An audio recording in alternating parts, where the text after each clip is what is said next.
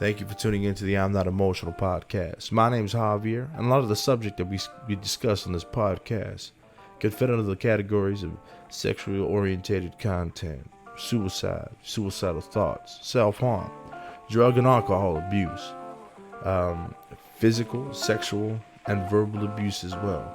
Now, please know if you are feeling suicidal in any kind of way, please reach out to the National Suicide Prevention Lifeline. That number is 800-273-8255. Again, that number is 800-273-8255. A lot of the material that we discuss on this channel is not suitable for young viewers. Viewer discretion is advised.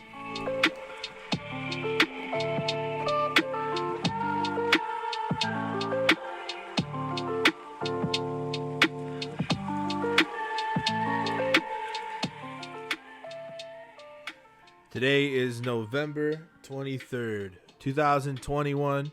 My name is Javier, and thank you for tuning into the I'm Not Emotional podcast. I want you to know that I know if you're having a hard time out there, I'm rooting for you, you know? And I know some people ain't got nobody, and that's about the same amount of people that listen to this podcast. Nobody. It's all right. I want you to stay strong, pray, do whatever you got to do. But today I got a special guest, and he might give you some guidance and might tell you which directions you might want to go and stuff. You know what I'm saying? So we'll be talking about drug usage in this episode. So if you're uncomfortable with that, please log off now or maybe listen to a different episode.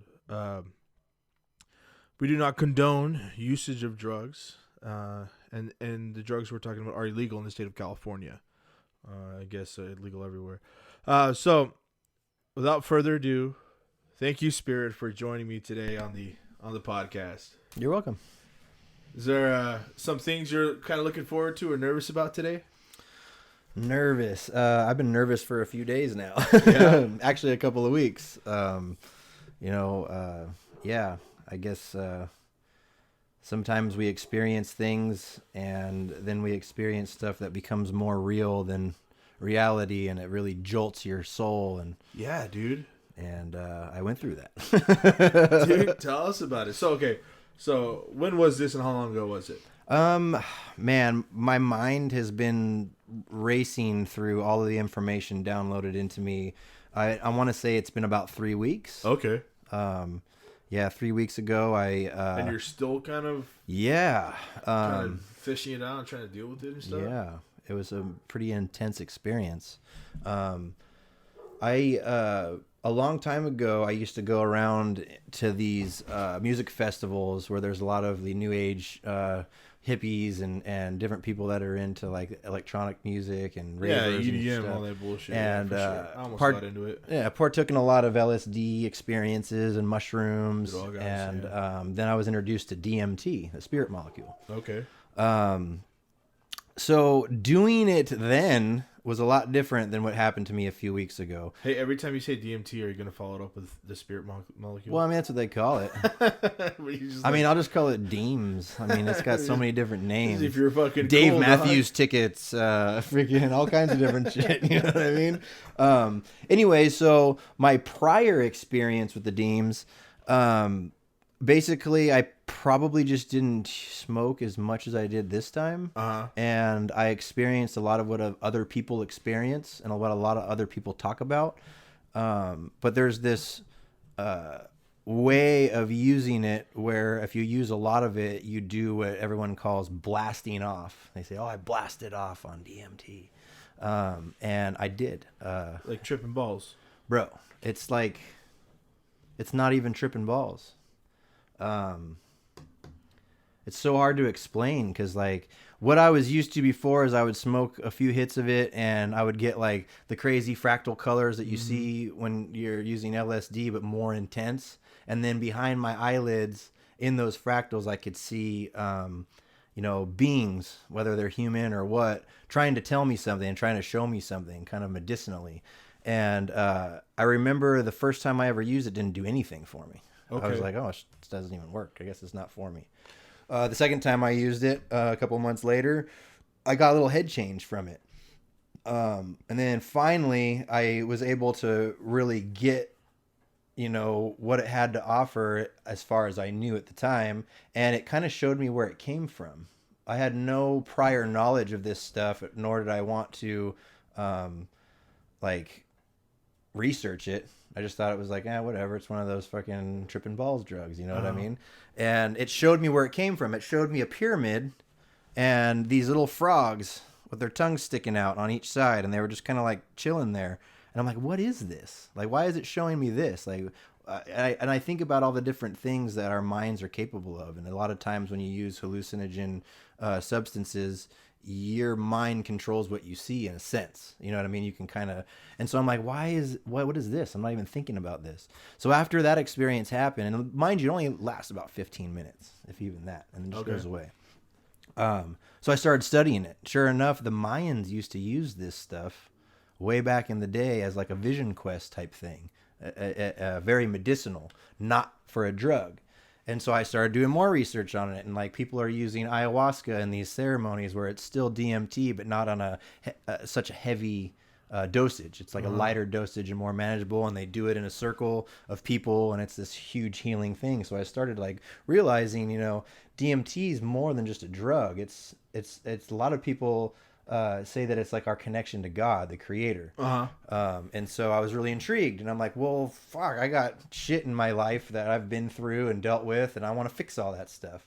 And so I used it again. So you decided to delve deeper. Right. So I used it again, and the same thing happened. I saw this image of like this goddess who was like dancing in front of this lotus flower, and then I went to this new place, and something was trying to show me something in a vision to help me with whatever issues I have. So the first time you went into it kind of just getting high. The second time, it was, there's something here. I want to delve deeper. Right. And did you go as deep as you wanted to go? No, still I guess not. And all these people talking about blasting off, and I figured that's what that meant. That's exactly what that meant. And so this is going to be funny. 10-year jump. 10 years I didn't touch the stuff. 10 years. Didn't touch it. Now you got a baby. Right. You're in Bakersfield. You right. got less hair. It's longer.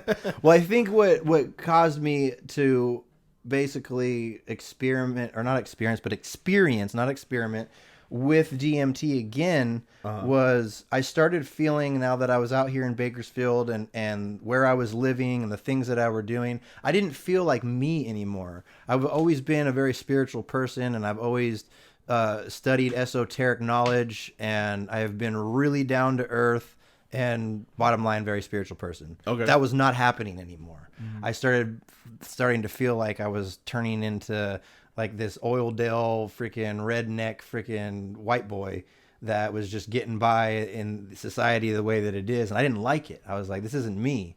I need to find my center. This? Huh? When were you feeling this? It was a few months ago, maybe more.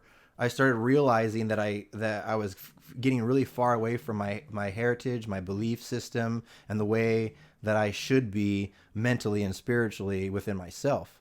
And so I remember contacting a friend and telling her about this, and she was like, well, are you praying? And I was like, no. And she's like, well, what are you doing? Stop everything that you're doing right now and just pray. Fix that now and pray. So I did. I prayed. I prayed really hard. I got off the phone with her and I prayed really hard. And I prayed for guidance. I prayed for enlightenment. And I prayed to fix all the issues in my life. And as soon as that happened, things started like falling into place. I kind of left the theater community.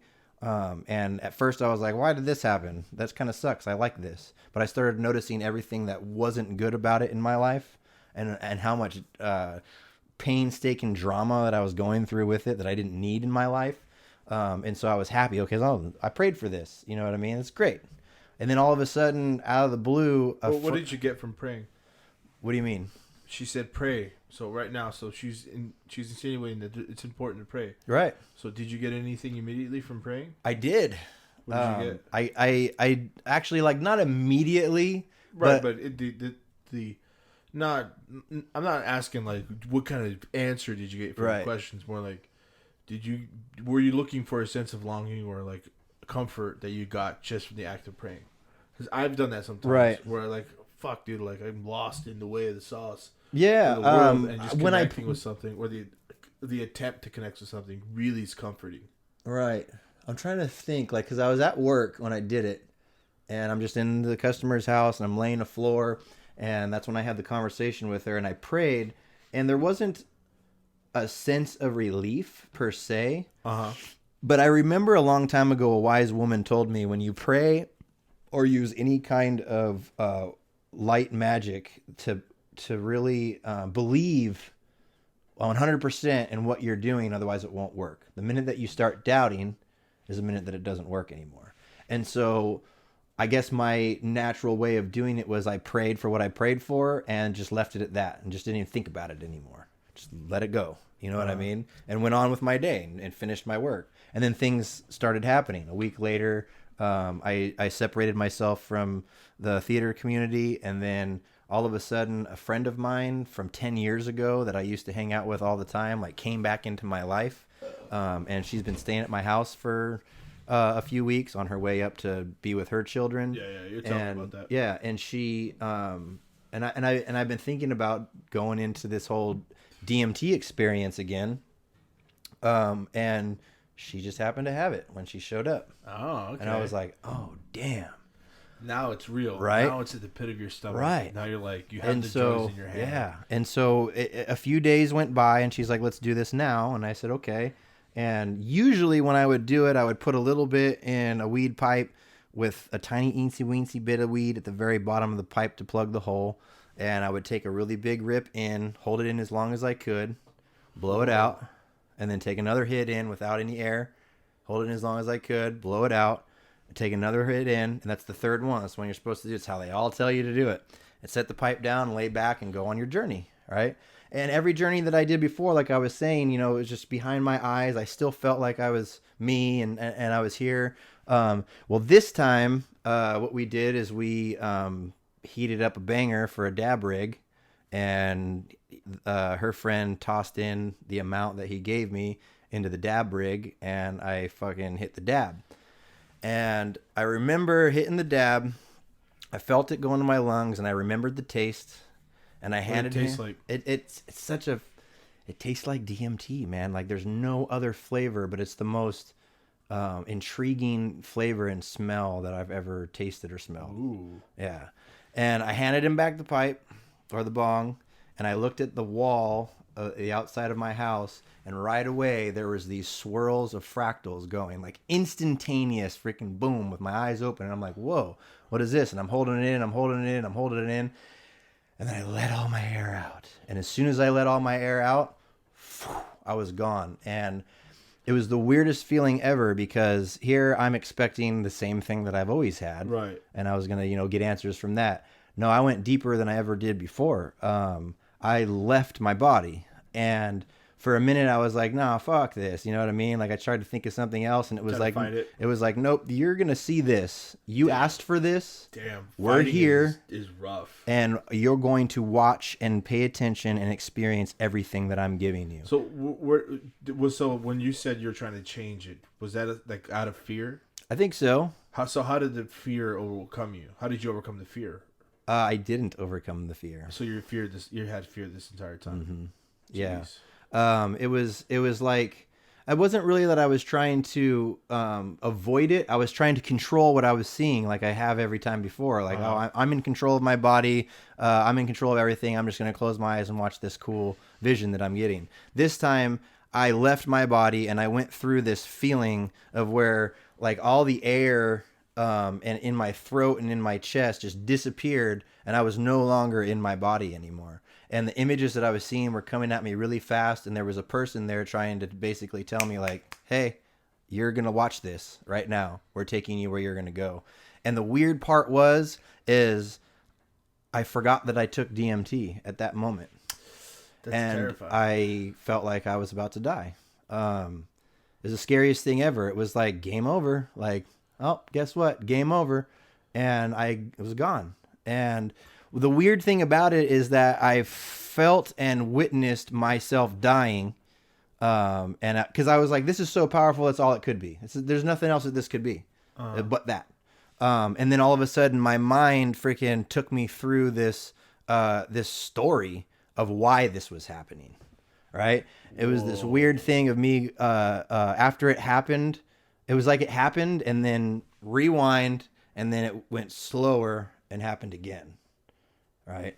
And so I remember I knew I was me, my consciousness, my soul, whatever, and I could hear people around me talking about what was about to go on, and they were like, this is the most amazing thing in the world. This is the greatest thing. It just kept building up. Like, oh, this is so great. This is so great. I can't believe this is happening. This is so amazing. Are you ready? Here it comes. It's coming. It's on its way. And I'm like, what the fuck is this? Like, I'm getting excited. And then all of a sudden, at the very end, there was this female that I couldn't recognize. She said, "Is everything in place?" And the guy said, "Yep, everything's in place." And she goes, "Okay, do it." Boom. He's all, "Bye bye," and I fucking died. It was gone. I was gone. And then I wound up in this place where there was this weird arrow symbol with this weird, like, what a lot of people call gestures that they see when they use DMT. Yeah. It was just this face looking at me and laughing, and there was this weird feeling all over me and this weird sound, and I came to the realization that this is where I'm going to be for all of eternity. And I was like, fuck, I fucked up. And I did some shit in my life that I probably shouldn't have done, and now I'm stuck here forever. And I shit you not, I was there forever. And it was the longest, most agonizing thing that I've ever been through in my life. I remember trying to focus on something else to try to think about why this is happening and if I can get out of here. And I kind of like drifted away from it. And then it was just like, you're right here. Remember, this is where you are for all of eternity. And it scared the shit out of me. And I started, my whole life flashed before my eyes. I started seeing images of things that happened in my life. And I started realizing that what this was doing is it was creating images out of every thought that I had. You think of things and you can visualize stuff, but this made perfectly clear images of every thought that I had. And every thought that I had was from the day I was born all the way up until this moment right here. And I remember all I could think of was fucking Tristan, fucking Trinity. Like, what the fuck are they going to do? And I was scared, right? It was the freakiest thing that I ever felt in my life. And I was just stuck there and I couldn't leave. And eternity's a long time. But I came out of it. And when I came out of it, I noticed that there was this humongous portal of something. And all I could think about was that each little image was the exact same thing, but I was seeing it in multiplying, right? And for some reason, myself was going into this portal really slowly and back out again. And in and out, like I was making love to the universe. And I realized that I was still alive. And I got to tell you, when I left, it was the scariest and most dreadful feeling that I ever felt in my life. And when I realized that I was still alive, it was the most euphoric, beautiful thing that I've ever felt in my life. Because I was like, I'm still alive. Dude, this is crazy. Tell me about it. I did not expect this at all. And I think what was crazy was that I was expecting something. And then what I was expecting didn't happen. And it was like, hey. So I'm in this portal thing going back and forth. And I can start hearing music, right? There was like this bass music playing. And I was like, this feels really good. Are you feeling any pain at this point? No more pain. Okay. And the pain that I was feeling before, it wasn't excruciating freaking like you're in the pits of hell. Right, but it hurt. What I've experienced is it's like your body. It's like the pain from your body. Mm-hmm. And like as soon as you come out of it, it's very clear that that's a pain that was already there. Mm-hmm. And your body tears it to pieces. Right. And like breaks it down like molecule by molecule, the pain itself. And then it no longer becomes that pain. It takes on a different meaning. So like for me, like, I'm sorry, dude, but everything you described, I've experienced before. I thought it was some spice. Right. I told you that time I had that really nasty trip on spice. Mm-hmm. Everything, the moments, the instances that they shuffle from the beginning of your life to like every moment that you had, and then the shuffling in a moment, and they become tubular. Right. And then they start to shift, and you start to see things, and then you forget how long you've been there. Right. And you're like, this is death. Mm-hmm. I've died. This is my punishment. And then you get deja vu, so I forgot how long I'd been there. I forgot who I was. I forgot my name. And then I remember people said I was screaming. Right. Because I was dead. I don't think that was a bad trip. I don't think there's any such thing as a bad trip. I think when people say that they have a bad trip, I think that they've got some shit in their mind and their soul that they can't forgive themselves for. and it's basically showing you what's up. Dude, my life changed after that. I bet it did. My life changed after this. You know, I was fucking 16, bro. crazy. And it was spice, dog. Yeah. And I chalked it up as like I overdosed on spice. Right. And then I've never heard anybody ever describe anything like the way I felt besides out of my own mind, my own mouth. And this is like fucking 10 years ago, bro. The thing that was weird for me is that my mind already races around all the time, and I'm always thinking about everything. I think all humans always have like a flow of thoughts. Sure. You know what I mean? But when this spirit molecule, whatever you want to call it, took my soul from my body on this journey, I couldn't think about anything, and all I could focus on is what was going on at that moment in time, and I couldn't figure it out. Yeah, and that was like a so weird much feeling. going on that it like soaks up all that extra attention because it's just like it's flashing in front of your eyes. It's flashing, this flashing, this flashing. The voices, and then you start to like not imagine, but they're there. It's like this weird in between of imagination and that reality when you're hearing them in your head, and they're just like above all of your presence, all of your what you're experiencing. They live above it. They're consciously like you can feel them looking down and speaking about it and commenting on it. Oh yeah, wait till I get to that part. Dude, I had it to fuck, bro. Right? This is crazy, dog. Yeah, I knew it would be. Bro, fuck. So one of the things that scared me the most is that I look at reality now, and when I left my body and I went through this experience, that was more real than here.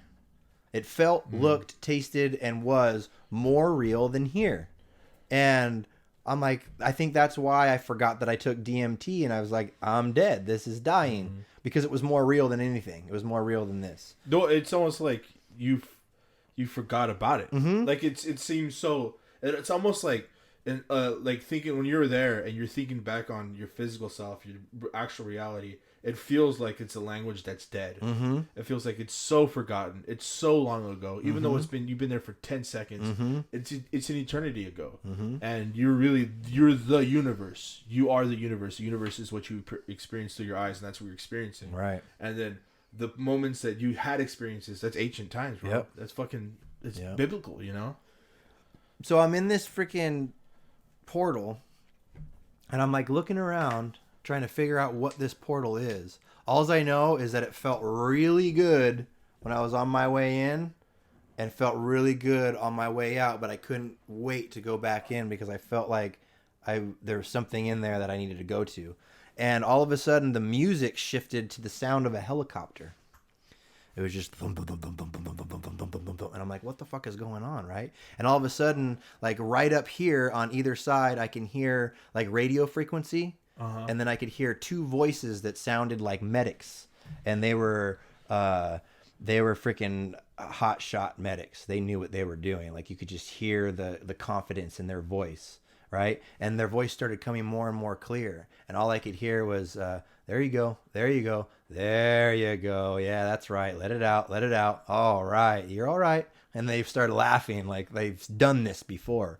And I'm like, "What the fuck's going on?" And all I could hear is the helicopter and these medics. And this beep, beep, beep. What are the colors you see? I'm seeing everything, and it's tiny so little. You're still flashing. Yeah, it's still flashing. It's there's portals around me, and it's all fucking going like this, and it's all the same image over and over and over and over and over again. Is it when you're visualizing? You're like going through the tube, and it's like you're going this way, and like it fades out this way, and you're like going, but you're just like it's tubes. I feel like the tube, it was coming in like this and just going in, but I was at the base of it or the opening of it. I never went any further into it. I was just going in and right back out, just very to the in, like just the tip, boom, and then back out again, and that was it. And so I'm like looking around at all of this, and I'm listening to what's going on, and I look down, and in all of those colors, I could see my body finally, like I'm something. But I looked down, and from my groin all the way up to my neck, my body was completely opened up.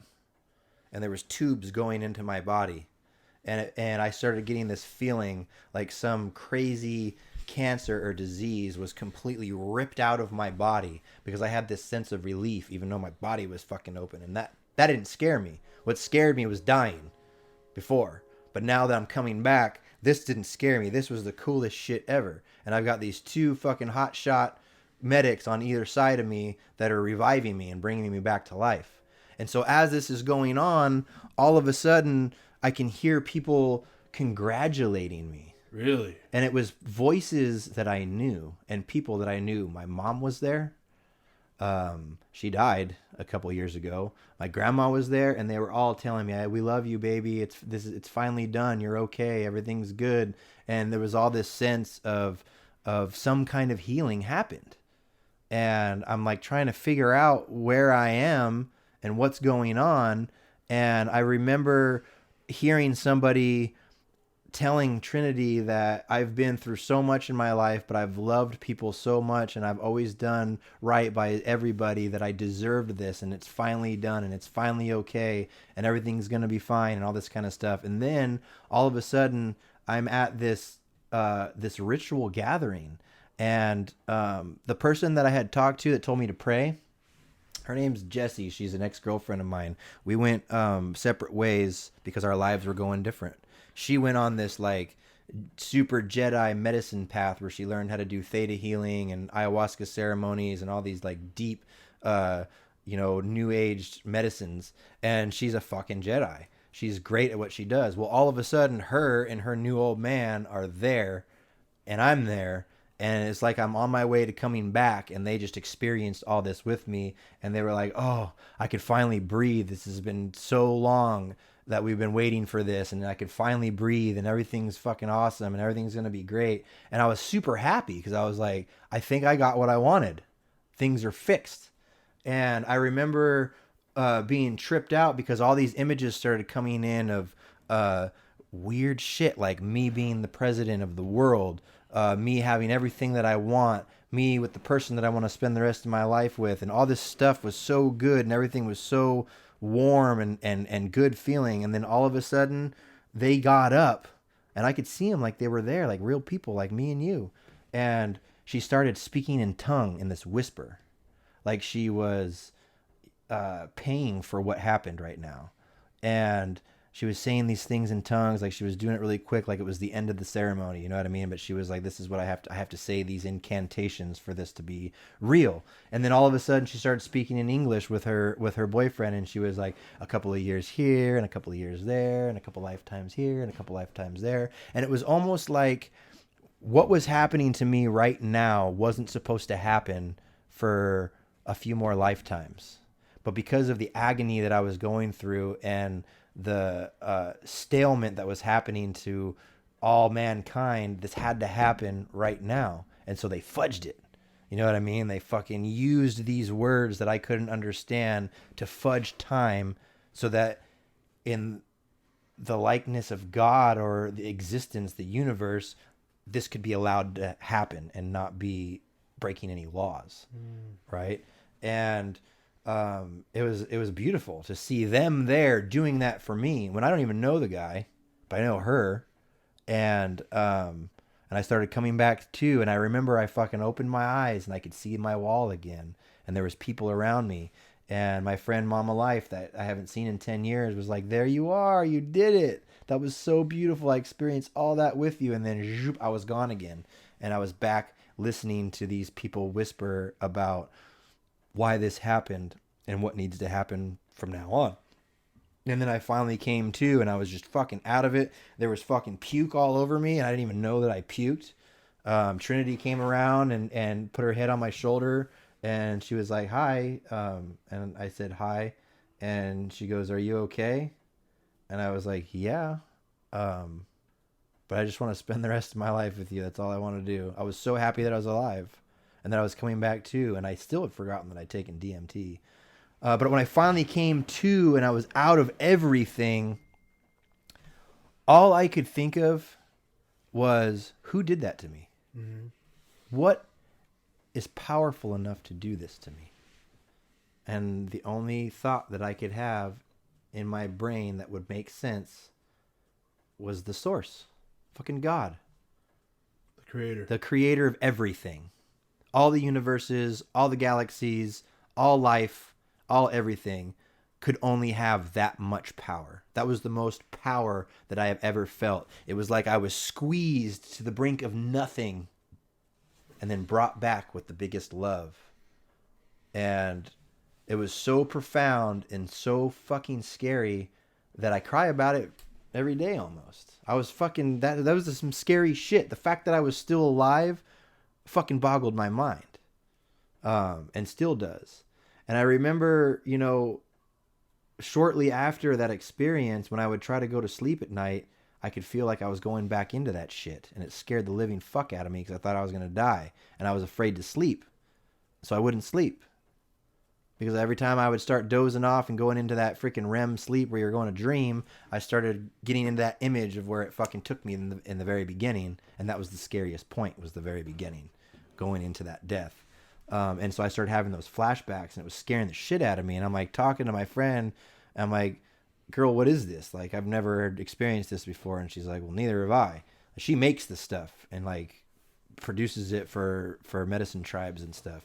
And she's like, I never had that experience either. We need to figure something out. And so we started, looking into it, and I couldn't find anything. The only thing I could find on DMT, besides the Spirit Molecule documentary that they have, that Joe Rogan is the narrator or whatever, was that there were some studies done on it in the 90s, and they came to the conclusion that everyone's DMT experience, that when they gave them DMT, was the same experience as someone who had a near-death experience, almost died, or died and came back to life.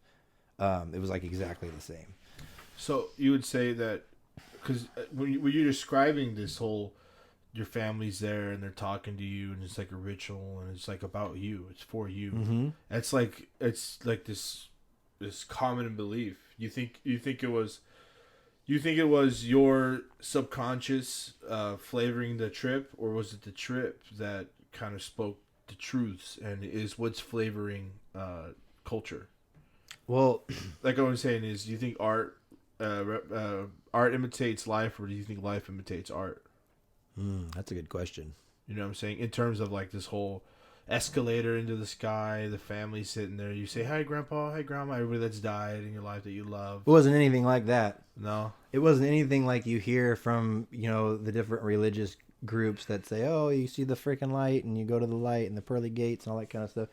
It was nothing like that. It was more real than that. Mm-hmm. But I have a strong belief now, and I kind of have before, but now I really have this strong belief that we are God. I feel like the creator took his or hers or whatever it is soul and consciousness and decided to do an experiment with it and split its consciousness into a Googleplex of consciousnesses so that they could experience every experience individually in every one. Yeah, Shiva. You know what I mean? Yeah. So, some people, there's a guy that talks about it a lot, who talks about quantum entanglement, and I've been kind of getting into that too. But basically, when I'm talking to you, I'm talking to myself, because the consciousness that I have is a piece of the consciousness that you have, which is a piece of everyone else's and every existing, living, breathing thing, and it all comes back to this, social experiment of the ability to experience every experience possible individually. Right. And it's like that whole thing when you see someone that you don't like.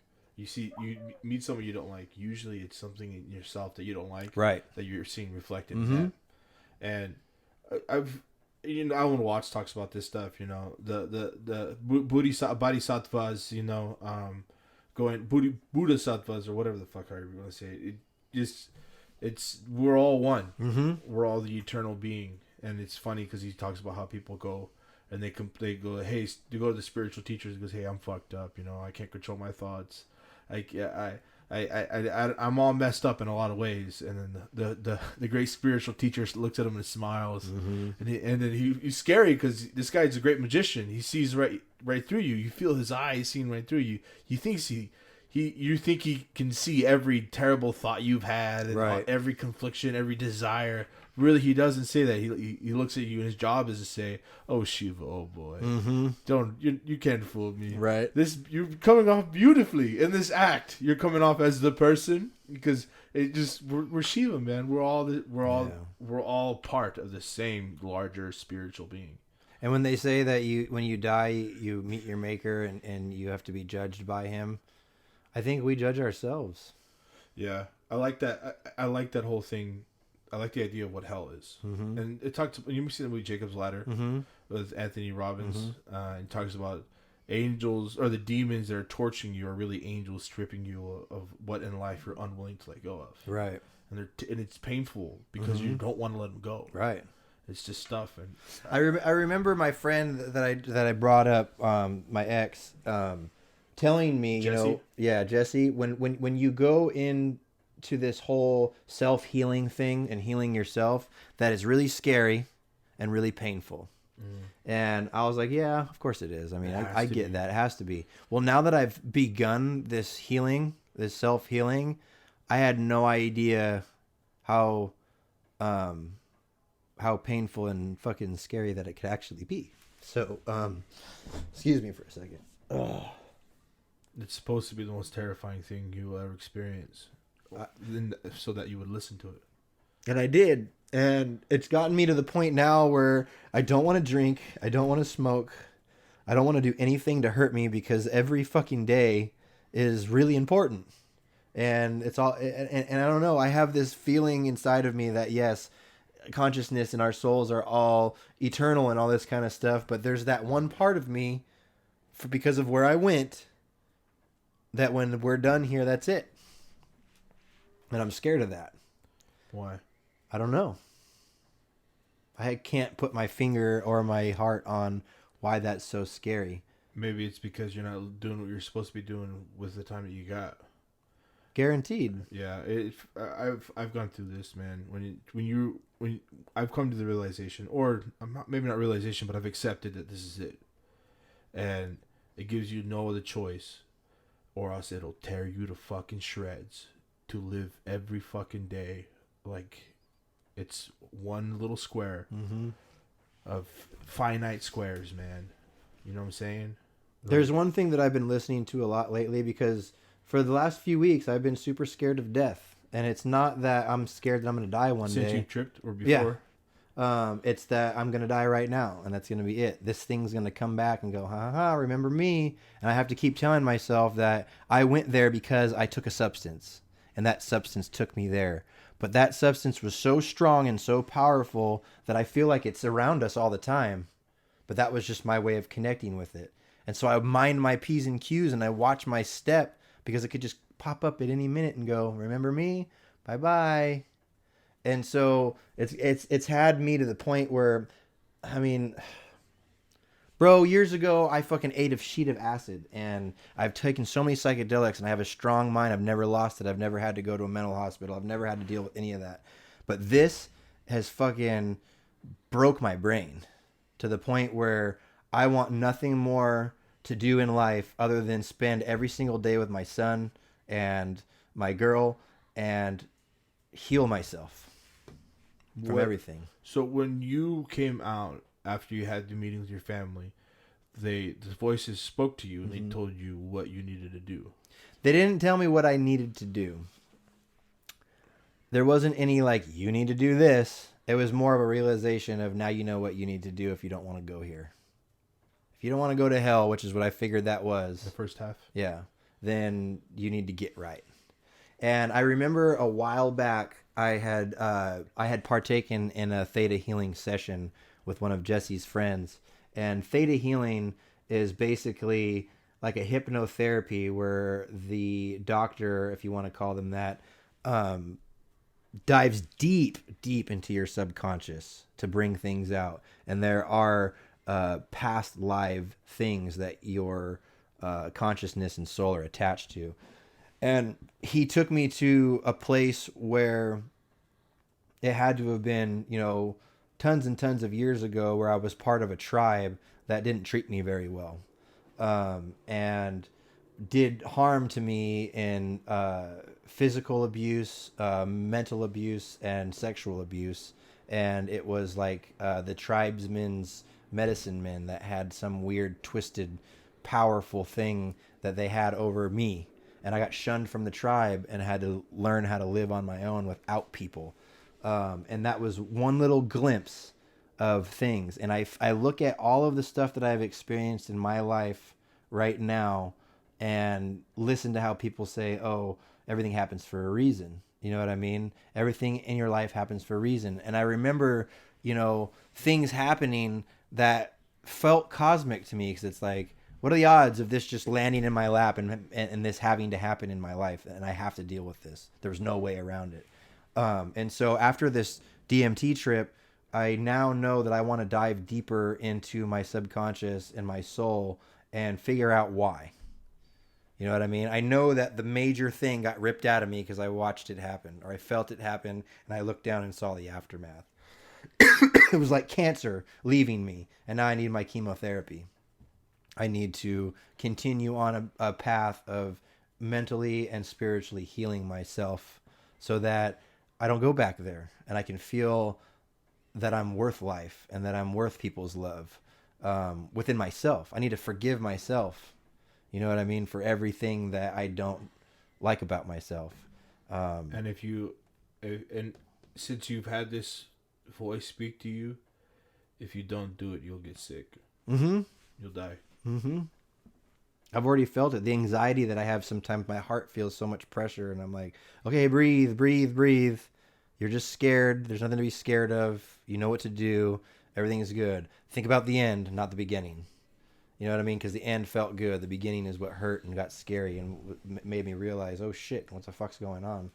But there's this one thing that I keep coming back to. I heard recently, and it goes like this. Would you be happy if I gave you $1 million? You asking me? Yeah. Probably not. What if I gave you $1 billion? Would you be stoked on $1 billion?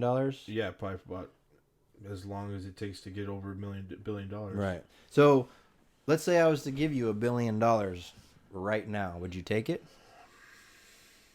Here, you can have it. It's yours. Would you take it? Yeah, of course. Okay. What if I told you that you could take this money right now, but you would die tomorrow? You wouldn't be here anymore. That's the end. I wouldn't take it. Exactly. So each day is worth way more than $1 million to $1 billion to you, right? Yeah. So why don't we wake up every day feeling like we would feel if someone handed us $1 million right now? And I started thinking about that, and I was like, it's a bit cheesy, yes, bro. It is cheesy, yeah. But it's a good way to look at it for a lot of people on this planet right now, because there's a lot of people that are brainwashed and wired that we are here to work and make money, and money is the meaning of life, and everyone's striving for all this money, and they know how happy they would be if they had all this money. They wouldn't have to worry about bills. They wouldn't have to worry about anything that had to do with money.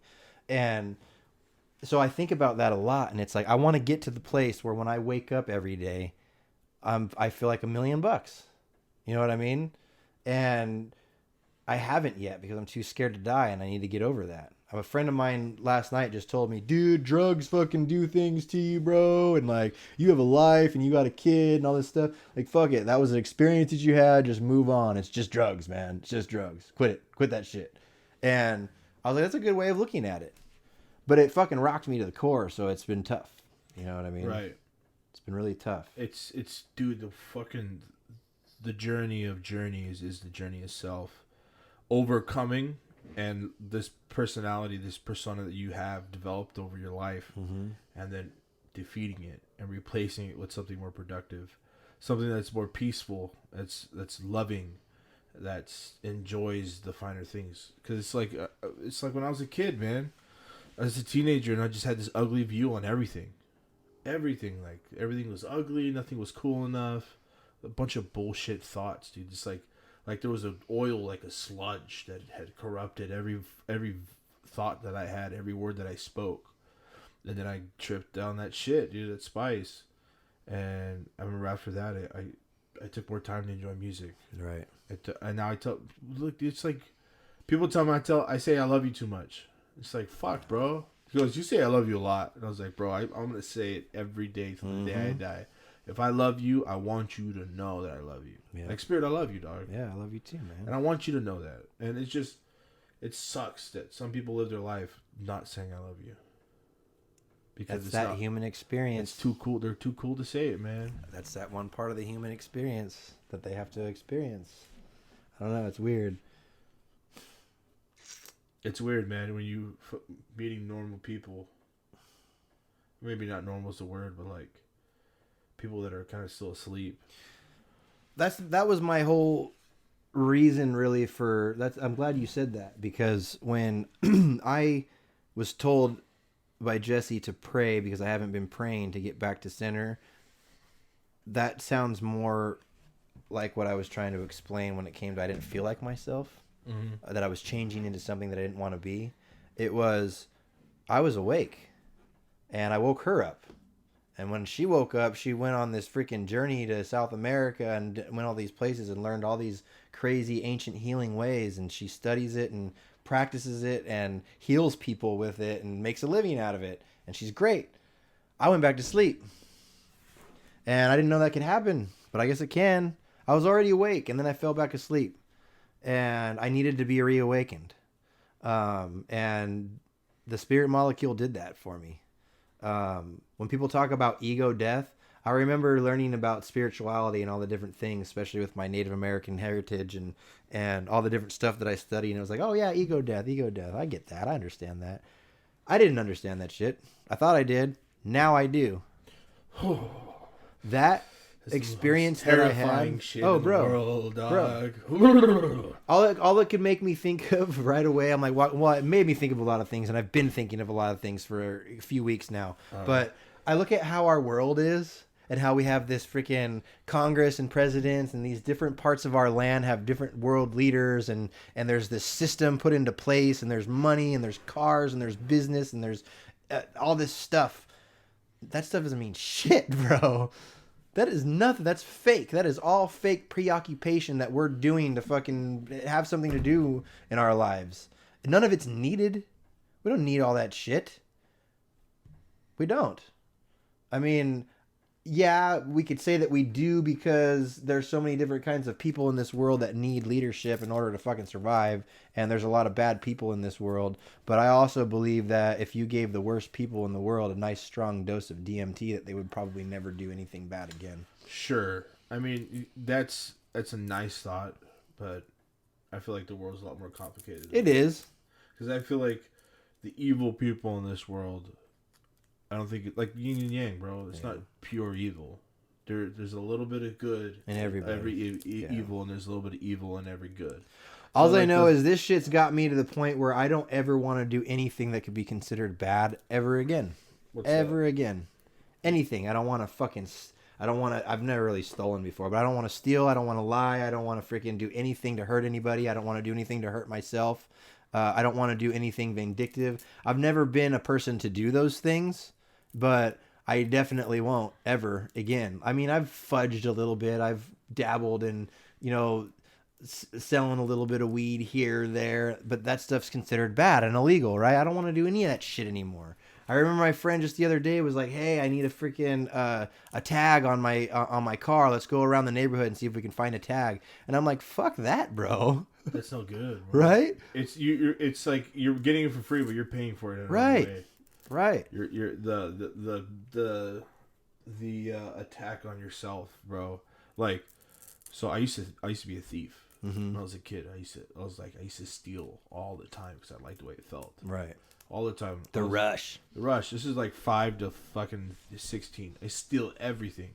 And before I tripped on that same week, I was stealing packs of smokes from my uncle. Right. So I could smoke them because I was 16. Dude, I was a little fucking asshole. And after that, dude, I don't think I stolen really anything. I stole a pair of sunglasses like 2 weeks ago. They were $3. If they were $5, I would have paid for it. But it was an experiment because I wanted to feel like a badass when I wore them. So I stole them. So I felt that little grittiness when I wore them. But now it fucking bugs me, dude. I bet it does. Like, it fucking bugs the shit out of me. But it's also like, it served a purpose. It was a little bit of experiment that I put them on. I felt like a badass, you know what I'm saying? But it's just... one of my best friends used to steal shoes all the time at thrift stores. Because what he would do is he would get the nice new iPaths or the nice new DCs or whatever, right? And he would freaking make a piece of art out of them. And he'd walk around in them for a few months.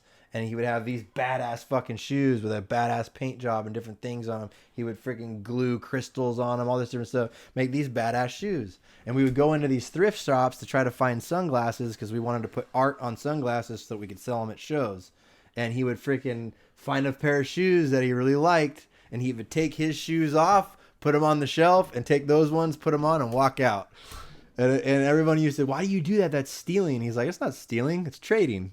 Because now someone's going to spend freaking $5 or $10 on those badass shoes right there. And my art is out in the world. You know what I mean? And now I can take these shoes, do the same thing to them. Out and then right? Do it again, yeah. Do it again. Yeah, it was his little freaking forte. No, but like for an example, back on that other subject about not doing anything wrong. I'm in this contest right now to win a trip to Florida. Oh, you mentioned that. Yeah. And basically, I get to take 3 friends with me to go on the golf trip of a lifetime. Ooh, that's cool. Who are you going to take? I'm going to take Hank. I'm going to take Trinity, of course. And hopefully Shyler, if he can make it. If not, maybe Ozzy.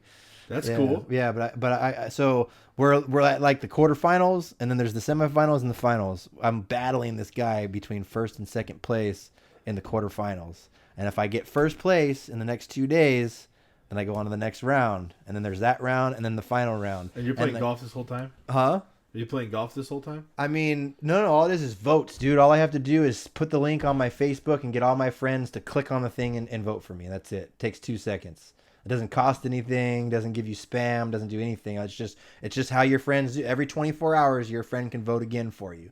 You know what I mean? Hey, everybody listening right now, go vote for this motherfucker. Right. So, anyways, I'm battling for this, right? And my boy, link in the description. My boy's like, let's just open up a bunch of freaking emails and make a bunch of accounts and just keep voting for you, right? Like you'll have it for sure. And I'm like, nah, dude, that's cheating. That's cheating.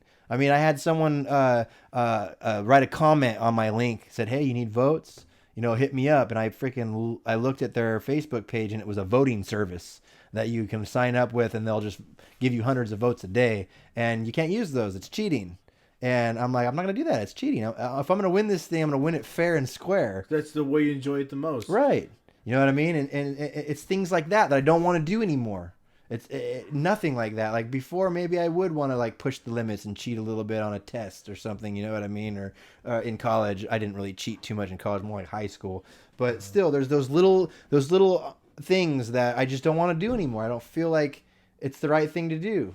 And it's like I crack up because humans, in a nutshell, I feel are always trying to figure out how to be human.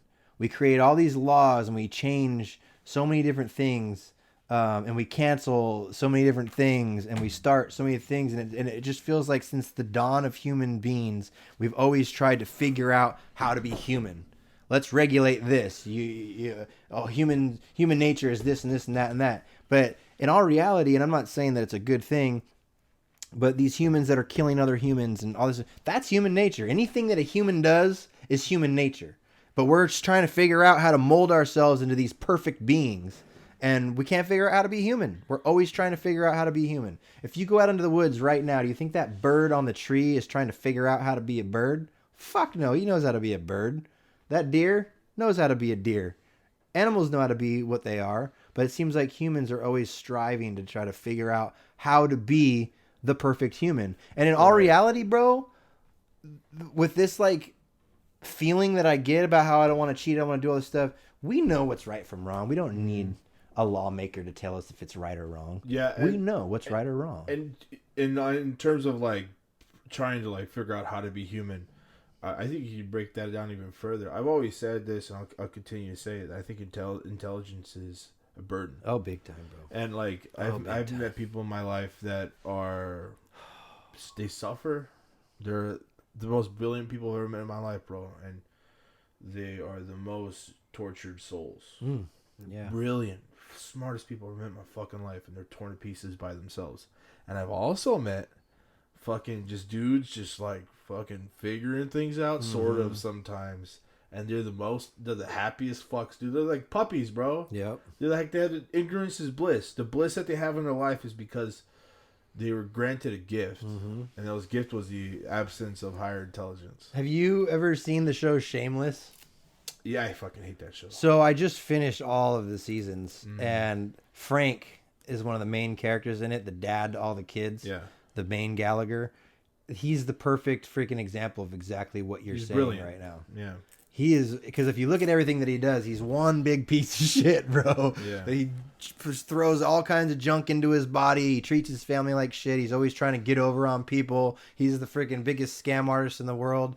But when he died, he was the happiest. Oh, spoiler alert. When he died, Well, he was the most happiest person ever. He was like, it was a great ride. I loved it. This was the best time ever. I fucking hate that show. I can't stand it, dude. It's just like that morality thing when you watch it. Yeah. If I watch it for too long, I feel gross. Right. If I watch it for more than like an episode, dude, I feel disgusting. They're shameless, It's like, bro. right, dude. It's just like fuck, bro. I don't. When I'm playing poker for like $20, dog, for even if it's for a nickel, Right. I gotta be. Hey, dude, this was your chip that you fucking won 3 rounds ago. I forgot to give it to you. Right. It's just like, cause like that Right. feeling that I spend my life trying to avoid, Mm-hmm. this honesty, this path of righteousness. I feel like that show gives me that feeling that same feeling when I veer off. Right. Like about the sunglasses, Yep. bro. That same feeling I Yep. get when I watch that fucking show. Yeah. It's like It's Always Sunny in Philadelphia is one of my favorite shows. Which one? It's Always Sunny in Philadelphia. That's a good one. If I watch more than a couple episodes, I start feeling like shit. Yeah. I feel A lot of shitty shit physically happens in sick. that show. Yeah, bro, they're fucked up people, bro. Man. Oh man, dude, life. It's just, I don't know, man. And I do want to put a disclosure out there, which I probably should have said earlier if I didn't. Everybody's experience with DMT is not going to be exactly the same. Right. You might see some of the same beings and go to some of the same looking places, but everyone's experience with it is going to be different. So I'm not, like he said in the beginning, we're not condoning using drugs, but if you're going to go out there and try this, don't take my experience as like, oh, fuck, I'm not going to do that because I don't want to go through that. Everyone's experience is for them. That experience was for me. And that's what I had to deal with in order to have my ego death, in order to fix my problems that I have with myself. Because I've heard beautiful stories from other people of what they've been through that's helped them out. But everyone that I've talked to that's used this said it changed their life completely, 100%. And I feel it. I mean, I just want to love everybody every day, bro. Like, I think about all the drama that I went through in the theater program and how maybe people think of me this way or that way. I don't give a fuck how they think about me. All I know is I love them. And they're great people. They're in their own human experience. Yeah. Going through their own stuff. And if you were born as them, you would feel the same way. Yeah. Because you'd be them. And Yep. they would be you. Mm-hmm. And it's just like, it's hard. The word hate, bro, it's so fucking foreign. Right. Like it shouldn't, it only exists in language, but it doesn't exist in like emotions, you know? Right. Like I've never genuinely hated somebody. All you can do is, dude, if you try to experience, you accept the fact that if you were born with them, if you were born them, everything would be the same. I mean, I'm not challenging free will or predetermined destiny, but it's just like, I know what you mean. It's hard to fucking hate, bro. It's easy to love. Mm-hmm. Maybe it's supposed to be more of a challenge, man, but you gotta fucking love, bro. Mm-hmm. I think that's the answer to everything. It's crazy to think about how when I brought up earlier the whole the splitting of the consciousness into a Googleplex of consciousnesses, so that creator can, experience every experience possible on an individual level. I feel like all of these different individual experiences are happening, and it's all coagulating together to feel the exact same way and do the exact same thing, all into fucking love. And then boom, it's one again. We made it through every fucking possibility to come back to this. It makes sense. It feels right. Yeah. I've always had this idea, as long as I can remember, that this reality, there's a truth and there's a false. There's a black and there's a white. The gray is emotions. Like the animal kingdom, it's black and white. There's a little gray, but it's black and fucking white, dude. It's plain as day. And then with humans, there's no black and white. It's all gray. People say it's all gray, but really, it's you're seeing everything through emotion glasses, bro. It's like there is no gray. It's all black and white. There's right and then there's wrong, and then your emotions influence the way you see the colors. Right. I don't know. I've had that thought my whole life. I remember telling this guy where I was camping, and I was like, "Dude, there's no black, there's no gray," and he goes, when you get older, you understand it's all gray. There is no black and white. And I'm just like, but you're not. You listen to me, man. Right. Just because I was like 15 at the time, I was like, or 17. I was like, you're not hearing me, man. It's your perception is what creates the gray. And I don't know, maybe I'm rambling, but No, not at all. It's. I don't know why I brought that up. Because we're talking about life, we're talking about experience, we're talking about the way things are. It's weird, man. I like this. I've been pursuing a new job, and this job, I'll be making a lot of money, and so there's that part of me, like you said, the sleeping thing, dude. It's like, oh fuck, do I want to go to sleep? Do I want my consciousness to sleep? We gotta learn how to balance it, bro. It's one thing. I just got done telling somebody. I was like, I learned how to play the game. For the longest time I didn't, because I had my mom to fall back on, and I was just out partying and fucking and doing whatever I could.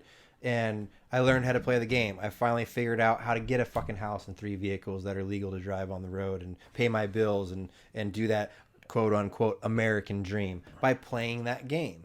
But you can get lost in the sauce, and so. Here I am at this crossroads where I now need to focus more of my energy and time and efforts on not only healing what I don't like about myself, but balancing that freaking awake and sleep. Playing the game, but still being me. Right. Not letting the game turn me into something that I'm not. But at the same time, I feel like I need to experience it. Yeah. I need to make a lot of money. And also leave it at the same time. Right. I have to experience that. I remember my buddy was like, "Oh, rare steaks are disgusting. Rare steaks are gross. How could you eat that?" We're like sitting down eating steaks. It's for my birthday. My buddy Nick, and I was like, "Have you ever had a medium rare steak?" He goes, "No." Well, I have. And I'm telling you, it's better. Mm-hmm. And he goes, "Oh shit. Well, I can't really argue with that." It's like, right. In order for me to really understand where the truth is, where peace is, where it lies, I have to be on both sides of the coin. Yeah. I have to live a life of lavish. I have to work hard and forget my mental health and make a lot of fucking money, and then I have to find a way to leave it. Mm-hmm. I have to be able to, because I don't know. It terrifies me, the idea of devoting my life to making money, and then that's it. That's my worth, dude. It's fucking money, man. And then I get lost. Next thing you know, I'm an old man. I've forgotten everything I've worked so hard for since I've been 16. Right. With quitting alcohol, with not smoking weed ever again, bro. Not fucking doing harder drugs. I actually just quit smoking weed. That's a trip. Yesterday. Because yesterday a friend of mine came over and he smoked a blunt with me, and usually he has garbage weed, so I was like, I'll fucking smoke with you, it's cool. I took two hits. I know.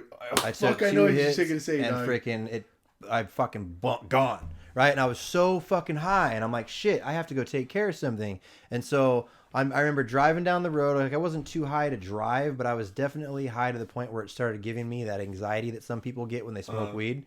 And my anxiety was I started feeling like that motherfucker was going to come and take me away again, and I was going to die again. Dude, you've developed the phobia. Yeah. I know, and it sucks, bro. I hate it. No, it's not. It's not. It's so. I used to smoke weed all the fucking time until I did that. Had that spice trip, and now I have a phobia. Every time I smoke weed, bro, I feel like I'm about to go right back in it, and it's just this fear, this death is in your gut, bro, and it's there for a reason, bro. Wow, bro. It's there for fucking education. Right, because I don't need that shit. Maybe some people need marijuana for their fucking ailments or whatever. I don't need that shit. And it's obvious because it came on so strong while I was driving down the road. All I could think of is if this motherfucker comes and takes me right now, my poor friend in the fucking passenger seat's going to die because I'm going to fucking be gone and I'm the driver and that shit's going to hit some, you know what I mean? And so I was so worried about him that I was fucking holding it together the best I could, and I got us fucking home, and I fucking was like, I need to sober up. I drank a yerba mate that had caffeine in it. I tried to eat some food. I tried doing things to energize myself so I could get it out of my fucking system, and I had that fucking feeling in my heart that was really tight, like something was just grabbing my heart and squeezing it, and I'm just like, I got to get over this, and I got over it, and I came down, and I wasn't stoned anymore, and I was like, I don't need to smoke anymore. I'm going to tell you this. It's taken me 10 years to slowly start doing mushrooms again. It's just taking me so I'm long. afraid to do those too because they have somewhat of the same veil effect, Well, a very veiled effect that DMT has. So, and the anxiety that I don't mean to speak to you like I'm an expert on the subject, but No, it's cool. I've found, and with my experience, is that they're a little too similar, Mm-hmm. and what you've experienced was an awakening, and your spirit and the spirit and I don't know the beyond, you've had as much as you're gonna take. Mm-hmm. You can't force it. Right.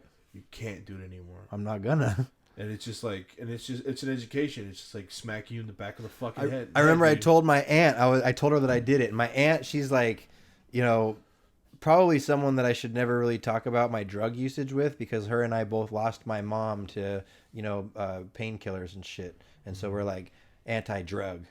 But I didn't look at DMT as a drug. But I told her that I did it. And she was like, honey, you need to be careful. It could stop your heart and this and that. And I go, yeah, I know. But I told her what I got out of it. And she goes, you're never going to do it again, right? And I go, abso-fucking-lutely not. I'm never doing that shit again. I have no reason to. It has showed me what it needed to show me, and I don't need it anymore. I mean, I've had friends that have fucking smoked it and smoked it and smoked it, and finally one day he said, I smoked it, and I could just feel the soul of that entity just crush me to the ground and tell me, if you don't stop fucking with me, I will destroy you. And I was like, oh, damn, bro. And he's like, yeah, I don't smoke it anymore. And I didn't really realize what he meant because I didn't experience that. Like you said, you got to experience it in order to fucking know what the truth is. Well, it didn't fucking crush me to the ground and tell me that if you don't stop fucking with me, I will destroy you. But it's because I didn't fuck sure. with it for 10 years. Yeah. It told me, you're destroyed. Yeah. Oh, by the way, I'm going to bring you back to life. And I went, thank you, God. God, thank you. Right. Creator, Islam, Almighty, Sufi, yeah, whatever, no. all the names that you have. Thank you so much for showing me this. Because I got to tell you, bro, when you think you're dead and then all of a sudden you realize that you're alive, that's the life-changing moment right there. That's what changes your whole outlook on life. I've forgiven everyone for anything they've ever done to me. I just need to work on forgiving myself for what I've done to myself. You know what I mean? And that's the hardest part because in all reality, when we do leave our body and we do die from this plane, we are the ultimate judge because we are the only one that knows everything that we've said or done. Mm-hmm. Yeah, and you have to learn to love yourself because you have to learn to forgive yourself because you're the one that's going to be doing the forgiving. Mm-hmm. It feels that way almost anyways. You know what's funny with that whole, you think you're dead and then you're not dead? When I was tripping on that, dude, I felt pain, physical pain, because I had stumbled and I fell on my knees, and I'd fell on some planks, some boards, like 2x4s, and so I had like sharp edges, not sharp, but like edges of 2x4s, like sticking into my knees. I'm on my knees. I'm looking into this fence. And I'm screaming in Spanish, perfect Spanish. They said I didn't really speak Spanish at the time, and of course, you know, the tubulars, the instances, the there and before, the futures, the past, the different whatevers. They're really shuffling like they're shuffling into each other, and then slowly they start to stop. And this whole time I'm dead. This is afterlife. This is eternity. This is my punishment for my actions. And then it slowly starts to fade, and then the center of real reality slowly starts to come in. And then it's still like on the corners of my vision. It's still fluttering. And I was frozen because I was still in that mindset, like dull. And then I woke up. I came to, because you're there, you're looking at it, but you don't know what you're looking at, Right? Because you're like, you what you saw when you were there, what you were the reality that you're in was archaic. It was a millennia ago. Now it's back. And so once I realized where I was and what time it was and who I was and what everything was, my grandpa. So I was in my buddy's backyard in McFarland, and I was working on my grandpa's ranch throughout the summer. So he lived 2 houses down. I went to kindergarten with these guys, or 2nd grade. They had ran, because I was screaming in Spanish, ayúdame, ayúdame, ayúdame, ayúdame. They ran, grabbed my grandpa, came back. My grandpa was like fucking in his 60s, bro. Old, you know, beaten down, working in the sun his whole life. I came to with him lifting me off the ground. And I was looking at him. and I could see his eyes, bro. He was so afraid for me, and he lifted me off the ground, and he was holding my hand. I never held my grandpa's hand. He was holding my hand, and I came out to the front yard in the driveway, and there's just people from the whole block just surrounding me. Like, what the fuck did you take? Right. What the fuck is wrong with you, bro? Are you okay, dude? And I was just like, And then they're like, who did you do drugs with? Did you do drugs to them? And I was like, no, it's just me, even though I had got it from them. And then my grandpa slowly walking back to the house. They called my parents, and then I went to rehab like the fucking, like 2 days later. But just that vision, I see it now, bro, and I'm sure I'll paint it one day when I'm skilled enough to do it justice. My grandfather lifting me off the ground, bro, going from death, from everything I knew to be true was thousands of years ago. I had been here for 1,000 years, and it was given back to me. And I was able to like live my life, man, and know the feeling. And it's just I was dead, bro, and I was brought back to the warmth of the love of my family, bro, and it's just. Dude, I don't think I've thought of that since I was like 16, man. That's why we're having this conversation. Telling you, dude, it's cosmic the way everything works. Because even though I had my experience with DMT and you had yours with spice, I'm pretty sure it was just DMT. Could be. Because I remember the feeling of those millennials of time that I had to spend in that place, and then coming back and getting my life back, I could hear my bird Romeo talking in the house, and that made me so happy, dude. I couldn't believe how happy I was to hear that bird. And he says and makes noises sometimes that you just make you want to curl your teeth. But he was doing all those sounds, and I was so grateful that I could hear those sounds. And I remember Trinity walking over to me and supposedly, because what happened, she didn't know that I had done it. She knew I was going to do it, but she didn't know that I had done it. But I guess when I had taken the dab of it and blew out the smoke, I gagged and made a gagging noise, and it startled her from inside the house. So she came out, and so she was there the whole time I went under. And so was my friend Mama Life and her friend Ryan that gave it to me. And they have seen and been through all of this with people before. And so they know what the body goes through. And Mama Life's she is a very powerful empath. She could feel other people's feelings. And she went through it with me. And I guess because I was I had fallen back like this and I was gagging, and Ryan could tell that I was going to puke. And so he was trying to push me forward so that I could vomit and not choke on it. And my body just kept going back like this, like really hard. And he couldn't get me to go forward. But finally, I was able to puke and let it out. And then they said that I started foaming at the mouth, like bubbling, foaming at the mouth. And it freaked Trinity out. She thought I was dying. Little did she know. I fucking died. But because they have administered this medicine and have done this plenty of times, they already knew that I was okay. Like, they came right up on me and they could tell that I was still breathing. That was another thing that got to me. I knew that I was breathing only because I knew that I was that my consciousness was still alive, so I must be still alive when I finally figured out that I wasn't dead anymore. But I couldn't feel myself breathing. And he was like, no, you're breathing out of your nose the whole time. Well, when I finally came to and reality started coming back and I realized where I was and that I got my life back that I hadn't seen in millions and millions of years, I went, and I took the first breath that I ever took in my life, and it felt so good. And it was like the first time ever breathing, and it felt so good. And my whole body was like full of euphoria, like orgasm and a half. And what was weird is I was breathing the whole time, just not out of my mouth. Mm-hmm. So I didn't get that coolness of the air going into my mouth and down into my lungs and back out again. And so it felt like I just didn't breathe that whole 15 minutes. Wow. But I did. Because when I started foaming at the mouth, they were both like, oh, is he still breathing? Is he okay? You know what I mean? I feel like I went way further than most people do. And I think it's because of the way that I smoked it, the amount that I smoked, and the fact that I hadn't touched it in 10 years.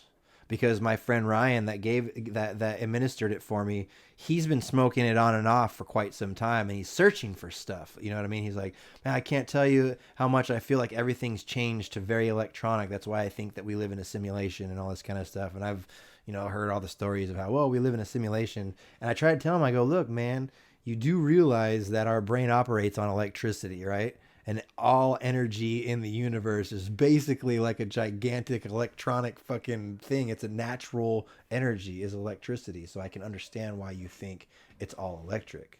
I'm pretty sure our souls and our brains are powered by electricity in our bodies. You know what I mean? And he's like, yeah, but I'm just searching for. Ever since you had your trip, I've been really nervous to take it, and so I smoke, and it just doesn't give me what I want. And I'm like, you do realize that I didn't touch that stuff for 10 years, and then I did a whole bunch of it after that 10-year period. So my body and my mind, the only DMT that it's ever experienced in that 10 years is when I, do my lucid dreaming, and it's a very minor amount of DMT that our brain supposedly secretes. You're physically a whole nude physical being at that point. Like your every cell's renewed at 6 years. Man. And you're physically not even the same person anymore. So it was like I did it for the first time, and I did way too much to the point where I'm never going to do it again. Good. But I do recommend anybody that is thinking about doing it or wanting to do it, that they don't do it by themselves. Go to your local pasture. Don't freaking go looking for it, and make sure that whoever's with you, that you're doing it with, has experience with it and can be there for you while you go. And it's a warming presence, too. Oh, dude. There's one thing I do have to say that I disagree with. A lot of people say, oh, when you do DMT, bro, you got to make sure that the setting's right and that you're in, good health and that you don't have anxiety and your brain's okay and all this kind of stuff. And you got to set up the area that you're in. No, you don't. Yeah, it's almost like... maybe with mushrooms or LSD, it's a good idea to put on some, trippy music, throw on some lights, burn a little incense, and have some good vibes going on, and create this atmosphere around you of good vibes to have a good trip while you're doing LSD or mushrooms. With DMT doesn't give a fuck where you are. DMT doesn't give a fuck if you're under a bridge, in your car, in a hospital, in your room, who you're with, how you're feeling. It doesn't matter how you feel or where you are, what you're doing. It is going to show you what it is going to show you, whether you like it or not. And if you do enough of it like I did, it won't let you pay attention to anything else but what it wants to show you. And it will make sure you understand. And, I mean, with the drugs, you leave anyway. Yeah. Yeah. And it's weird because it's like, if you say that, then you have to accept that it's sentient. Definitely. Because if you say it doesn't matter what's around you, it's gonna be this. Your experience is gonna be the same. You don't flavor it; it flavors you. Right. Then it exists outside of your mind. Mm-hmm. It's like I said, it's sentient. Dude, they say that it's in everything. Yeah. I mean, most of the time people derive it from the poison of a frog. I mean, Mike Tyson's got his own frog farm now because he fucking blasted off on DMT and he thinks it's the greatest shit in the world. I've done the frog goo. I've seen shit on the frog goo. There's 5-MeO that's kind of a fake kind. It's like a synthetic kind, and then there's the kind that's derived from what I think is called the mimosa tree inside the bark. Yeah, and that's what the South Americans do when they create their ayahuasca. Mm-hmm. And so when you drink ayahuasca, it's still DMT, but just on a lighter, more manageable level. Right, and they do it together as a tribe. Yeah, well, the DMT is two different. It's two different ingredients. It's the vine from a tree during this part of the season and the bark from this part of the season. Right. When you brew them together, they activate and then they become the DMT, which is fucking wild. Right. They figured that shit out. Right. Right. Like it's almost like they were told this is how to do it. Mm-hmm. And if it's here and it was used in that manner, I can't see that being a mistake. A mistake. Just based on like the experiences just based on the experience that you would have, it doesn't make any sense to think that it's an accident. Right. It just doesn't make any sense. And I'm sorry, I understand that it's a category fucking whatever drug and that it's, you know what I mean? They don't even have drug tests for it. But I don't look at that thing as a drug, dude. I can't look at it as a drug because when I think of drugs, I think of stimulants. I think of things that we take as a stimulant to freaking, feel better. To feel better. This wasn't that. This was like, let me freaking give you your fucking medicine and your get right. I'm going to give you all the tools you need to do it yourself. I'm gonna fuck you up, son. Exactly, bro. And it did. More power than I've ever felt in my life. The most powerful substance on earth, according to my experience, is DMT. I couldn't believe how much power it had over me, you know? And it sucks to have this conversation. I was very nervous to have this conversation with you because of what you said about truth, how you have to experience it yourself in order to really know. You know what I mean? And I can talk your ear off and anyone's ear off about my experience, and no one's going to know until they actually go through it. And then they're going to be like, damn. Because I was the same way. I thought I knew. Oh, yeah, you blasted off? Cool, I've done that before. No, I blasted off. I mean, it got to... For you to be able to take something and for the effect to happen instantaneous, and then all of a sudden you forget that you took it, and you're like, oh, fuck, what is this? Oh, shit, I'm dead. Bye. What the fuck is that? I didn't expect that. I didn't know that's what it was going to do. It's never done that to me before. And I've never seen anything so real. You think of this fucking glass right here. This is real. It's tangible. I can hold it. I can touch it. I'm looking around. I hear sounds. I see things. Everything around me is like 50 to 60% fake compared to where I went and what I saw. Mm-hmm. It's like it's so... I don't know. I think what baffled me the most was that the people that were there were my mom and Jesse and her old man and people that I know, and they were really there. Like I could touch them, they could touch me. Like I'm like right here, but realer than this, more crisp and more cleaner than 4K, dude. Like that shit was fucking clean, and changed me forever. Good for you. Because the spirit I knew needed a little help. Yeah.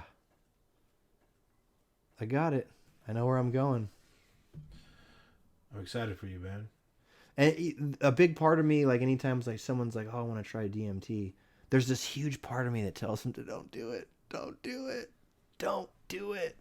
Because I don't want anyone to experience what I had to experience. But at the same time, because of what it's doing for me and what it's done for me, the other part of me that's big too wants to say, do it. Do it. I think everybody should do it, man. That experience, just the death part, I feel like everybody should experience that. My friend that makes it, she was like, I feel like if you want to become the president of the United States, or that you want to be a world leader of any kind, or you want to be a part of the Illuminati, or you want to be a part of any of that, that before you get through that door, they go, you have to take DMT. And then you can come through the door. It's some scary shit, bro. This is the most scariest, realest shit ever. I'm happy that I got to do it. I'm happy that I survived it.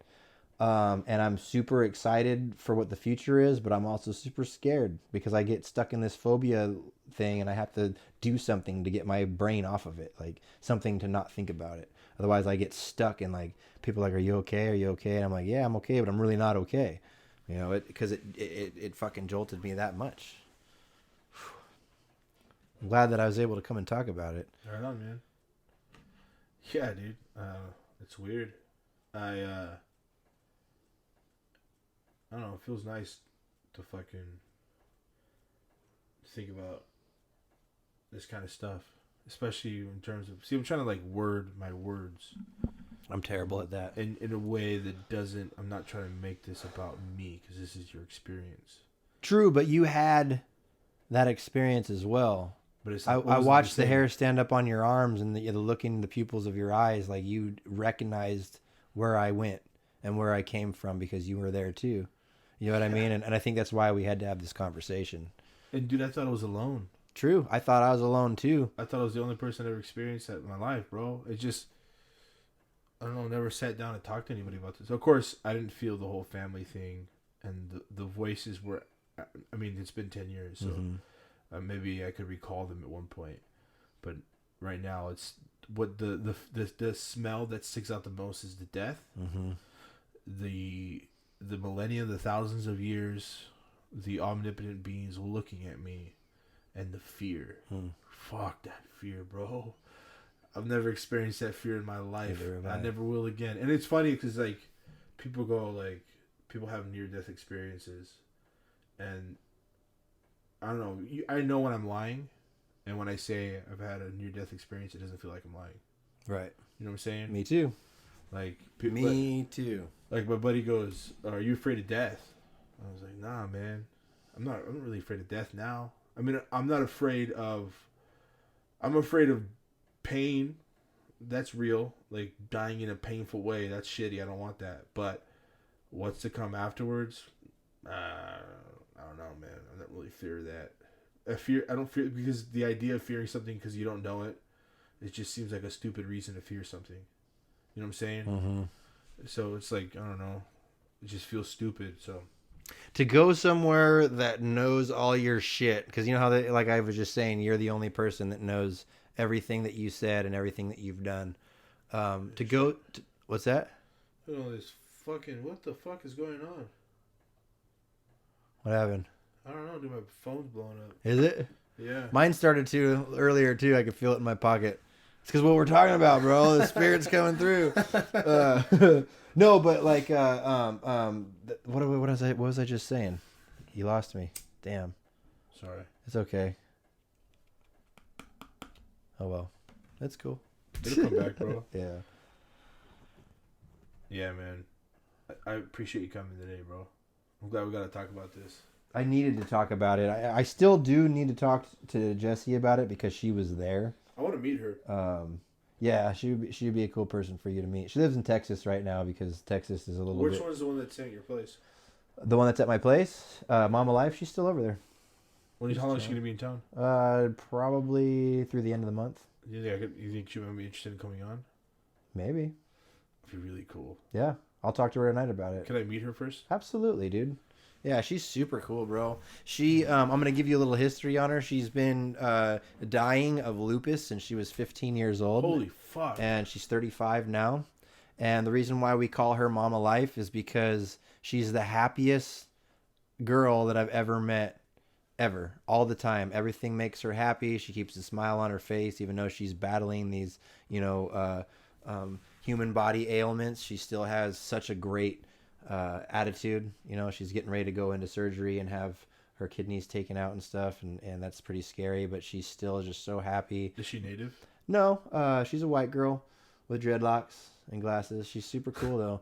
My son loves her to death. Really? Yeah, because she gives him attention, you know what I mean? Picks him up when he wants to be picked up and laughs with him and plays with him, and she's just a joy to be around. So you gotta come by and meet her, bro. Ryan's pretty cool too. I think he's a little lost, but he's figuring his shit out. He's a good guy. That's her boyfriend? I think so. It's hard to tell. It's her cross country partner right now because he's from here and he's got kids here and met her in Michigan and has been driving her across the country to get back to her children in Reno. And he still works in Michigan. And so when he gets her to Reno to be with her kids, he's going back to Michigan. So I don't know if they're just like super close friends or something. I don't know. Right on, man. It is what it is. I don't like to really put a their label business. on it. Exactly. Yeah. Right on, man. Well, I feel like we've kind of covered a lot today. Is there anything else you want to cover? No, not really. I mean, I feel like this is a good spot. I feel very relieved that I was able to talk about this because it's just been weighing on me for a few weeks now. I feel very grateful that you felt this was the place that you could do that. Yeah, and I hope that the people that get to hear this and listen to it, don't right away. They could do whatever they want because it's their human experience, but don't judge it at face value because there's nothing. This far, then they haven't. Yeah, there's nothing that I can say to you on this show right now that could explain the experience that I went through. Right. There's nothing. All I could tell you is that it changed my life, and if anyone is looking for a life-changing experience because they're in the rut, I mean, maybe it could help. I don't know. Spirit's gonna be selling this stuff. No, I today and tomorrow myself, only. I promised myself that I would never make a profit off of Buy this 3, stuff. get 2 for free. If someone teaches me how to make it and I start making it, it's going to be given to people. I'm not going to sell that shit. Right on. And you know what? There's a thing in me that wants to be like, yeah, I'm cool, man. I'll take some, but fuck, I'm done. Yeah, I think you already did. I'm not ever getting that high again, man. I don't even think it was high, bro. I didn't feel high. No. I went somewhere else. I legitly, fully consciously went somewhere else and was shown a glimpse of what could be if I don't stop fucking hating myself. Yeah. Yeah, man. And it's weird, bro. Even though I went through that, after that I had the worst depression, the suicidal stuff and all that stuff. It's weird, right? I haven't gotten the suicidal thing yet because I'm too afraid to die, but I have gotten crazy depression.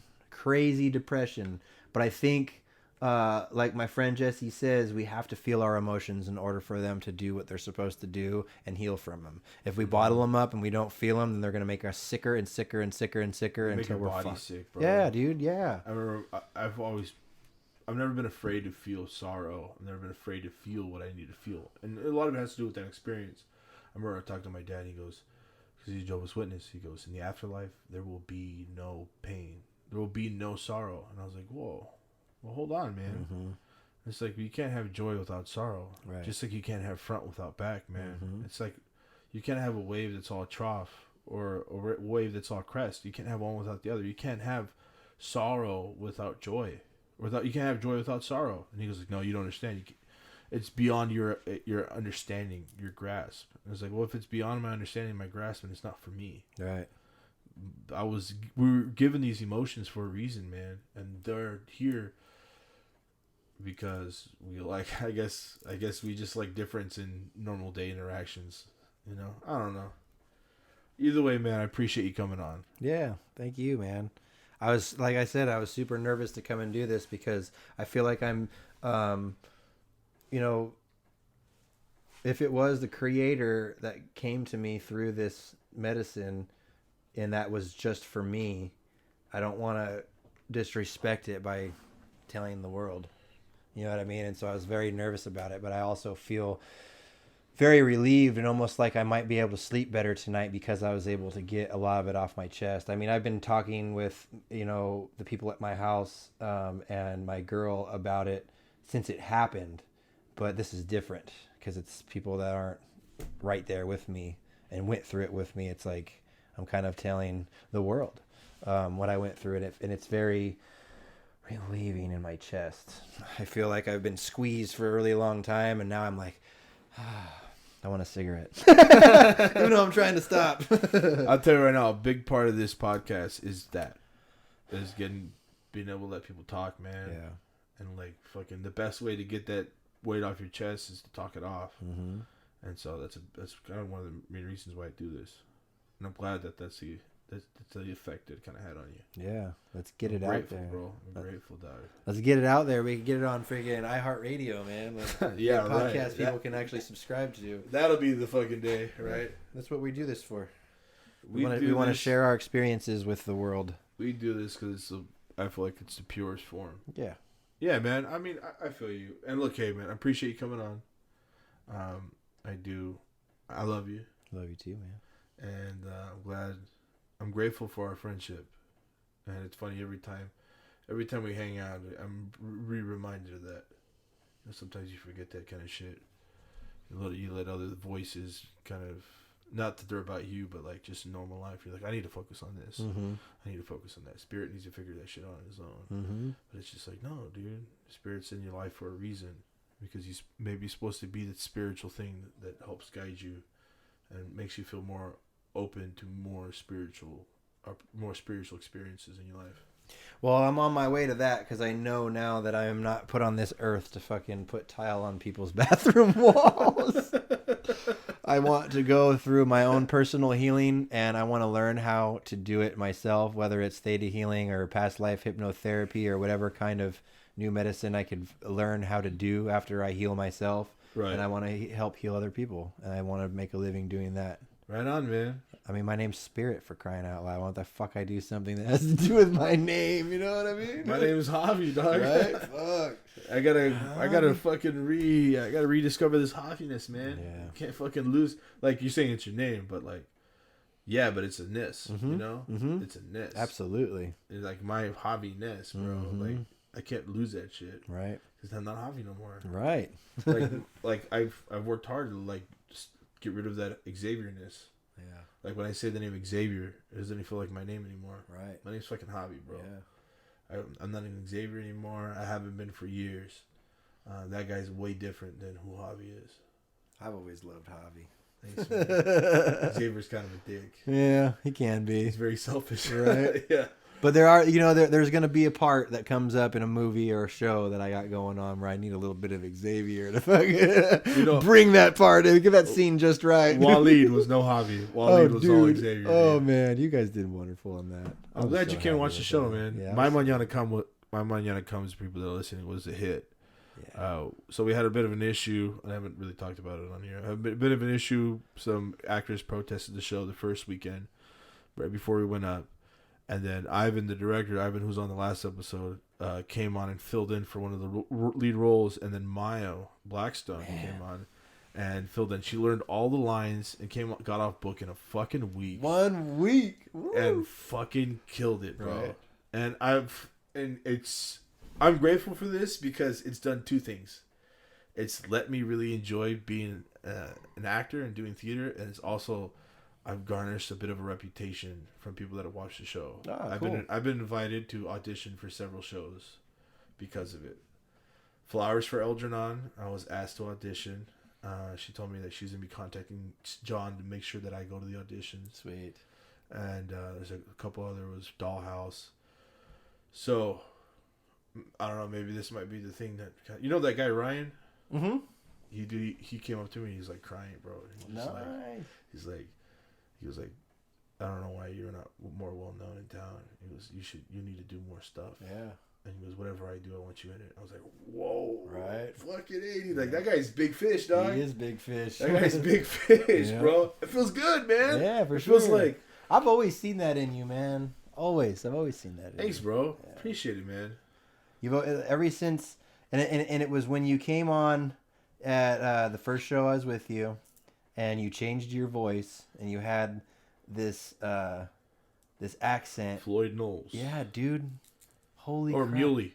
It was Muley, yes. It was Muley in the beginning of the show. And Grapes of Wrath, yeah. Oh, my God. When you brought that, because, I mean, I met you and I know you and we've rehearsed and whatnot, but you didn't have that in any rehearsal. And then all of a sudden, we come out there and we start freaking doing what we're supposed to be doing, and I'm just like, who is this guy? Like, you became somebody other than you and sold it 100%. You created a character that was believable, and it was great. You've never had trouble doing that. I don't know. I don't mean to sound arrogant or full of myself, but I think that's like I feel the most sentient when I'm acting, bro. Yeah. Like I think I'm supposed to be doing it, you know. I have felt the same way, but there's a different avenue for me with it. I'm trying to find it. Right on, brother. I think I have. I mean, I love doing theater, and theater is great, but it has to be a certain kind of show for me. I'm to the point now where I won't just take any part. A part has to freaking speak to me, and I gotta want it passionately. And there's not a lot of shows playing in town that I feel that passion with, other than Flowers for Algernon. And so I think I've focused a little bit more with my relationship with film. I think film is where it's at for me. Gives me more. I like playing with the whole drama thing, you know. Yeah, man. And after watching your show, it made me want drama even more when it came to acting, because there's something about being able to get that energy out and act in that way that is very gratifying and yeah. Sorry, it's taken from you, dog. That was quite a part.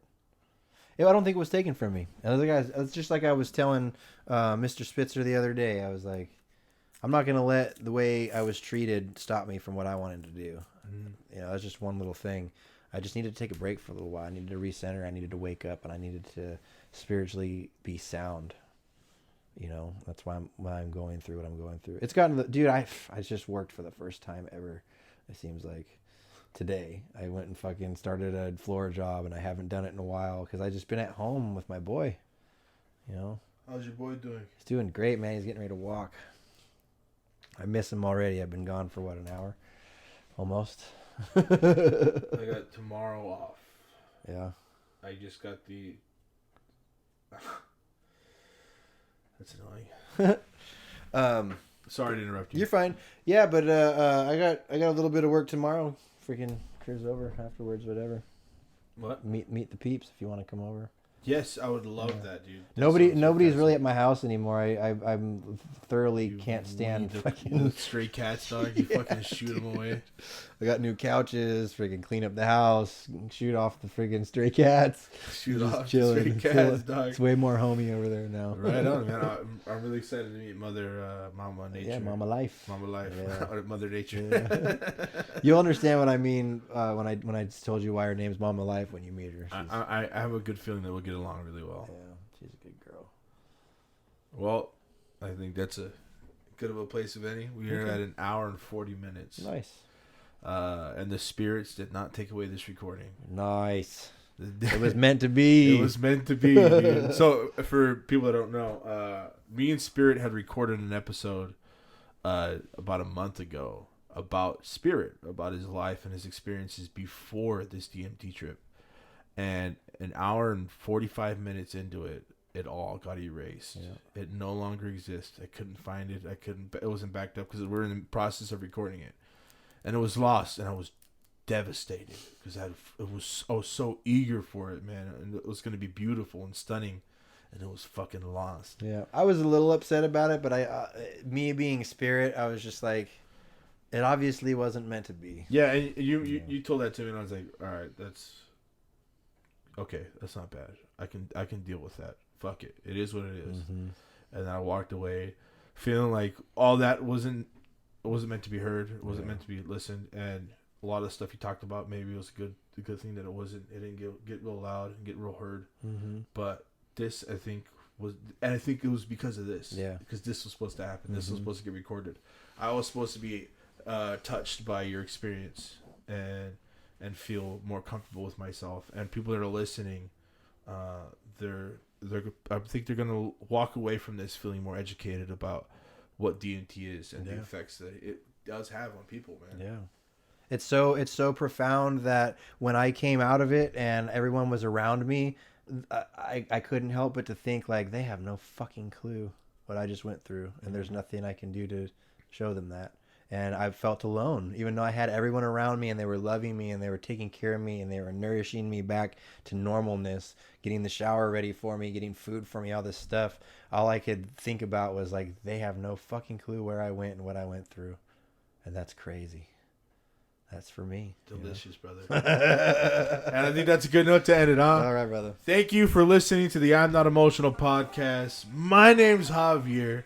I fucking love you. Spirit loves you. Yes. The Great Spirit loves you. The Creator, the Allah, the Joker. All them motherfuckers love you. Today is November 26th, 2020 fucking 1, man. And thanks for listening. Love your life. Love your life, and I'll see you next time.